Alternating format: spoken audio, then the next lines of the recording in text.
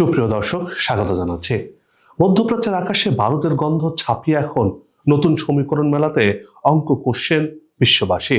তেহরানের আকাশ সীমায় ডানা মেলছে রাশিয়ার তৈরি নাইট হান্টার। একদিকে পেন্টাগনের হুমকি, অন্যদিকে ইরানের দুর্ভেদ্য আকাশ প্রতিরক্ষার দেয়াল। কিন্তু এর মাঝে যুদ্ধের দামামা ছাপিয়ে আলোচনার টেবিলে বসার নাটকীয় প্রস্তাব দিয়েছেন মার্কিন প্রেসিডেন্ট ডোনাল্ড ট্রাম্প। সরাসরি সর্বোচ্চ নেতা খামেনির সাথে কথা বলতে চান তিনি। তবে কি পিছু হচ্ছে ওয়াশিংটন, নাকি এটি বড় কোনো যুদ্ধের বা ঝড়ের পূর্বাভাস? বিস্তারিত দেখুন প্রতিবেদনে।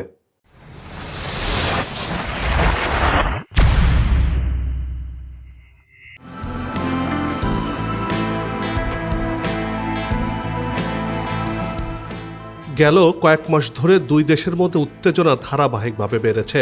প্রেসিডেন্ট ট্রাম্প একাধিকবার ইরানের বিরুদ্ধে কঠোর সামরিক পদক্ষেপের হুমকি দিয়েছেন। এর পাশাপাশি মধ্যপ্রাচ্য অঞ্চলে যুক্তরাষ্ট্র অতিরিক্ত সেনা ও যুদ্ধজাহাজ মোতায়েন করেছে। মার্কিন কর্মকর্তারা জানিয়েছেন, পেন্টাগন সম্প্রতি একটি অতিরিক্ত বিমানবাহী রণতরী সহ হাজার হাজার সেনা, যুদ্ধ বিমান এবং গাইডেড মিসাইল ডেস্ট্রয়ার মোতায়েন করেছে। এই পদক্ষেপে অঞ্চল জুড়ে নতুন করে উদ্বেগ তৈরি হয়েছে। অনেকের আশঙ্কা, এতে পরিস্থিতি দ্রুত সামরিক সংঘাতে গড়াতে পারে। ইরান ও যুক্তরাষ্ট্রের মধ্যে উত্তেজনা নতুন করে বাড়তে থাকায় কড়া বার্তা দিয়েছেন ইরানের শীর্ষ সামরিক কর্মকর্তারা। সংঘাত শুরু হলে ওয়াশিংটনকে কঠিন শিক্ষা দেওয়ার হুঙ্কার দিয়েছেন তারা। ইরানের সশস্ত্র বাহিনীর chief of staff officer major general Abdur Rahim Musa সরাসরি জানিয়েছেন, যুক্তরাষ্ট্রের প্রেসিডেন্ট ডোনাল্ড ট্রাম্পকে উদ্দেশ্য করে হুঁশিয়ারি দিয়ে বলেছেন, যুক্তরাষ্ট্র যদি সত্যি ইরানের বিরুদ্ধে কোনো সামরিক পদক্ষেপ নেয় তবে তার ফল হবে ভয়ঙ্কর। এই ফল দেখে ভবিষ্যতে বিশ্বজুড়ে আর হুমকি দেওয়ার সাহস পাবে না ওয়াশিংটন।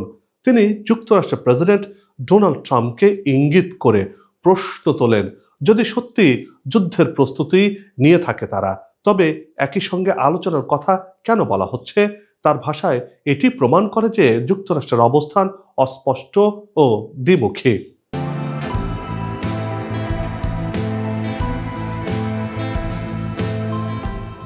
এদিকে যুদ্ধবিরোধী সংগঠনগুলো সতর্ক করেছে, নতুন কোনো সংঘাত পুরো অঞ্চলকে অস্থিতিশীল করে তুলতে পারে।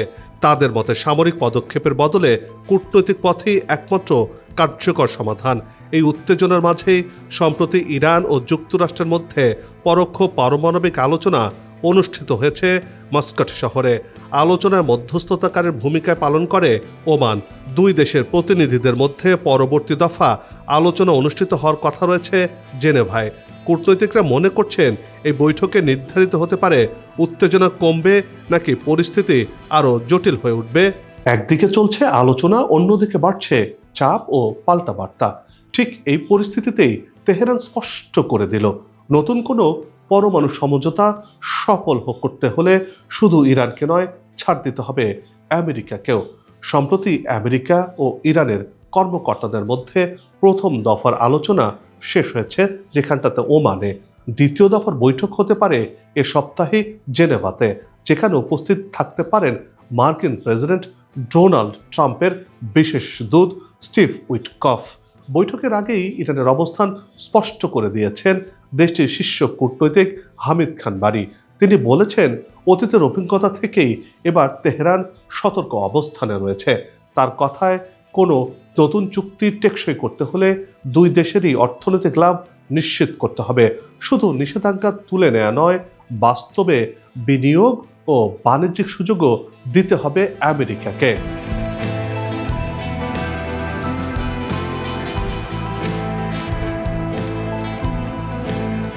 আলোচনায় সবচেয়ে গুরুত্বপূর্ণ বিষয় হতে চলেছে জ্বালানি খাত, বিশেষ করে তেল ও গ্যাসের যৌথ ক্ষেত্রে, যেখানে খনিতে বিনিয়োগ, অবকাঠামোগত উন্নয়ন এবং বিমান কেনাবেচার মতো অর্থনৈতিক ও সহযোগিতার ক্ষেত্রগুলোকে সামনে আনতে চাইছে তেহরান। অর্থাৎ ইরান চাইছে কেবল পারমাণবিক নিয়ন্ত্রণ নয়, বরং একটি বড় অর্থনৈতিক প্যাকেজ হোক যুক্তরাষ্ট্রের সাথে। এই টানাপোড়েনের পেছনে রয়েছে অতীত ইতিহাস। 2015 সালে ইরানের সঙ্গে আমেরিকা সহ বিশ্ব শক্তিগুলোর একটি ঐতিহাসিক পরমাণু চুক্তি সই হয়েছিল। সেই চুক্তির আওতায় ইরান পারমাণবিক কার্যকলাপে সীমাবদ্ধতা মানতে রাজিও হয়েছিল। তার বদলে নিষেধাজ্ঞা শিথিল করা হয়। কিন্তু 2018 সালে ক্ষমতা থাকার সময় ট্রাম্প প্রশাসন সেই চুক্তি থেকে সরে দাঁড়ায়, যার জেরে আবারও কঠোর নিষেধাজ্ঞা চাপানো হয় ইরানের উপরে।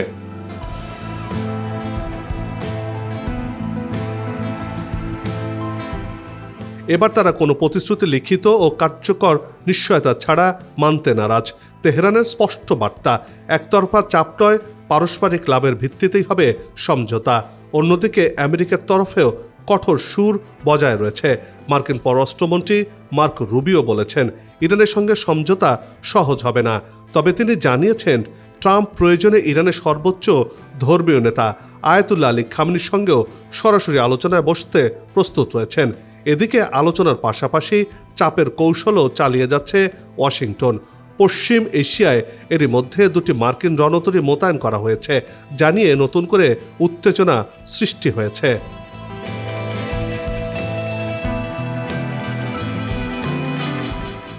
বিশ্লেষকদের মতে এটি মূলত কূটনৈতিক চাপ বাড়ানোরই ইঙ্গিত। তবে সব মিলিয়ে পরিস্থিতি এখন দ্বিমুখী। একদিকে আলোচনা এগিয়ে যাচ্ছে, অন্যদিকে শক্তি প্রদর্শন চলছে সমানতালে। ফলে আসন্ন বৈঠক শুধু একটি কূটনৈতিক আলোচনা নয়, বরং নির্ধারণ হতে পারে মধ্যপ্রাচ্যের ভবিষ্যৎ নিরাপত্তার সমীকরণ। সেই সাথে বৈশ্বিক জ্বালানি রাজনীতির দিকেও নির্দেশনা দিচ্ছে। এখন নজর জেনেভার সম্ভাব্য বৈঠকের দিকে। সেখানে কি মিলবে সমঝোতার রাস্তা, নাকি বাড়বে উত্তেজনার পারদ? এমন শঙ্কায় পরিস্থিতি যখন চরম পর্যায়ে পৌঁছে গেছে, তখন প্রশ্ন আসে, ইরান আগামী যুদ্ধের জন্য কি করছে? এমন প্রশ্নের উত্তর অবশ্য আগেই জানা গেছে। ইরানের হাতে বিশ্বের সবচেয়ে বেশি আর শক্তিশালী মিসাইল ভান্ডার রয়েছে। সেই সাথে চীন, রাশিয়া থেকে আনা হয়েছে নানান ধরনের আধুনিক প্রযুক্তি, যুদ্ধাস্ত্র সংগ্রহ করেছে। এরই মধ্যে ইরানের হাতে পৌঁছে গেছে রাশিয়ার অত্যাধুনিক attack helicopter MI-28 night Hunter. এবার তেহরানের আকাশ পাহারা দিতে দেখা যাচ্ছে এই নাইট হান্টারকে। সাম্প্রতিক সময়ের ছবিতে স্পষ্ট দেখা গেছে ইরানের আকাশে উঠছে এই আকাশ দানব।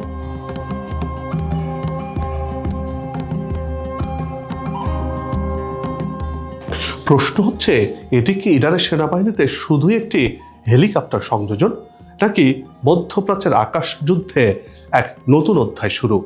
পশ্চিম তেহরান ও মেহরাবাদ এয়ারপোর্টের আকাশে পরীক্ষামূলক উড্ডয়নের সময় তোলা উচ্চ রেজুলেশনের যে ছবি দেখা গেছে, তাতে দেখা যাচ্ছে ইনফ্রারেড টার্গেটিং সিস্টেম, লেজার ভিত্তিক সেলফ ডিফেন্স স্যুট সম্বলিত হেলিকপ্টারটি চোখে পড়েছে। সামরিক বিশ্লেষকরা বলছেন, এটি কোনো ডাউনগ্রেডেড সংস্করণ নয়, বরং পূর্ণাঙ্গ স্ট্যান্ডার্ড কনফিগারেশন হেলিকপ্টার রাশিয়া, যেটি ইরানের হাতে পৌঁছে গেছে। মাস্ট মাউন্টেড রাডার ব্যবস্থার কারণে হেলিকপ্টারটি আড়াল থেকে লক্ষ্য করা, শনাক্ত করতে পারে। পাহাড়, ভবন কিংবা প্রাকৃতিক আড়াল থেকে পপ আপ অ্যাটাক চালাতে পারে এই অত্যাধুনিক হেলিকপ্টার, যার মাধ্যমে ইরান এখন সামরিক দিক থেকে অনেক দূর এগিয়ে গেছে।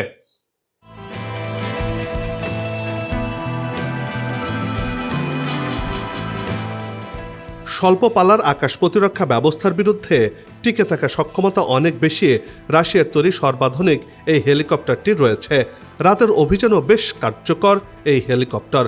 এর ফলে পারস্য উপসাগর, হরমুজ প্রণালী, ইরাক, সিরিয়া করিডোর এসব অঞ্চলে নিম্ন উচ্চতার আকাশ নিয়ন্ত্রণের সমীকরণ বদলে গেছে একেবারেই।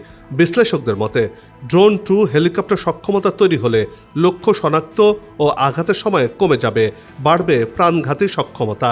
আমেরিকা দীর্ঘদিন ধরে পারস্য উপসাগরের আকাশে শ্রেষ্ঠত্ব ধরে রেখেছে।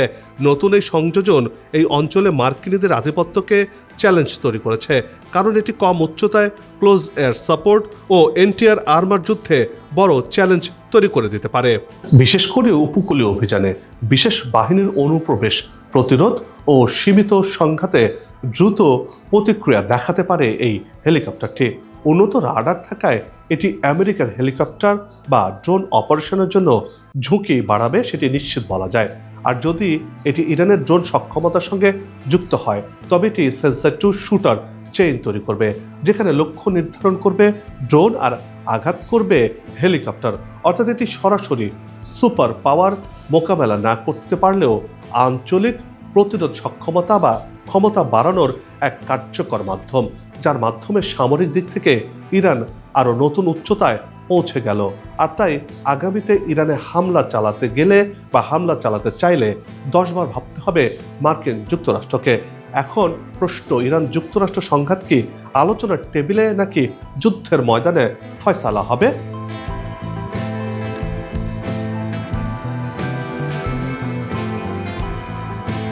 সবার সুস্বাস্থ্য আর মঙ্গল কামনা করে এই পর্ব থেকে বিদায় নিচ্ছি। আবারও হাজির হব নতুন কোনো খবর আর তার বিশ্লেষণ নিয়ে। নিজে ভালো থাকুন, দেশকে ভালো রাখুন, আমাদের সাথেই থাকুন। ধন্যবাদ।